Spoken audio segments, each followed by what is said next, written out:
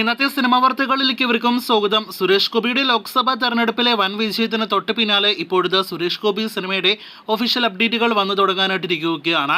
ആദ്യത്തെ update Janaki versus state of Kerala അഥവാ JSK എന്ന ഈ വർഷം തിയേറ്ററുകളിലേക്ക് എത്താനിരിക്കുന്ന സിനിമയിൽ നിന്നാണ്. കഴിഞ്ഞ ഏകദേശം 1-2 വർഷങ്ങൾക്കിടയിൽ പല ഘട്ടങ്ങളിലായിട്ട് ഷൂട്ടിംഗ് നടന്നുകൊണ്ടിരിക്കുന്ന ഏറ്റവും പുതിയ സുരേഷ് ഗോപി സിനിമ കൂടിയാണ് JSK. സിനിമയുടേതായിട്ട് ഇന്ന് പുറത്തു വന്ന ഒഫീഷ്യൽ അപ്ഡേറ്റ് പ്രകാരം നാളെ സിനിമയുടെ ഒഫീഷ്യൽ പോസ്റ്റർ പുറത്തുവരികയാണ്. നേരത്തെ സുരേഷ് ഗോപിയുടെ ജന്മദിനത്തിൽ ഒരു ടീസർ വന്നതിന് ശേഷം സിനിമയുടെ ഒരുപാട് നാളുകൾക്ക് ശേഷമാണ് ഒരു അപ്ഡേറ്റ് പുറത്തു വരാനായിട്ടിരിക്കുന്നത്.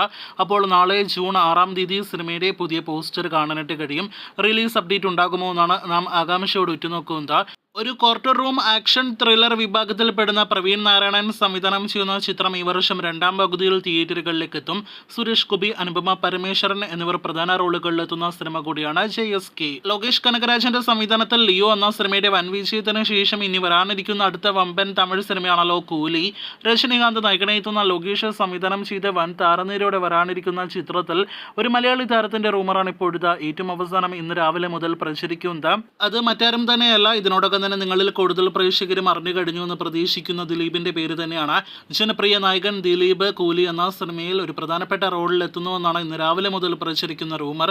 നിലവിൽ ഇതൊരു റൂമർ മാത്രമാണ്. ഒരു മലയാളി താരത്തിന്റെ സാന്നിധ്യം ലോകേഷ് സിനിമയിൽ പതിവാണല്ലോ. എന്തായാലും കൂലി എന്ന സിനിമയിലെ മലയാളി സാന്നിധ്യം ആരൊക്കെ, അതല്ലെങ്കിൽ ആര് എന്നൊക്കെ അറിയാനായിട്ട് നമുക്ക് കാത്തിരിക്കാം. കൂടുതൽ ഇതുപോലുള്ള സിനിമാ വാർത്തകൾ കേട്ട് പ്രേക്ഷകർ കാത്തിരിക്കൂ.